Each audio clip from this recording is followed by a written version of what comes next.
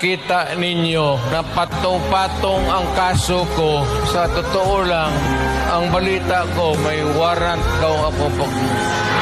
Matagal na akong hinahabol ng mga putang ina. Ano man ang kasalanan ko na ginawa ko man ang lahat sa panahon ko para may konting katahimikan at mapayapa ang buhay ng Pilipino. Assuming na totoo, bakit ko ginawa yan? Para sa sarili ko? Para sa pamilya ko? Para sa inyo at ang inyong mga anak sa ating bayan. Bakit?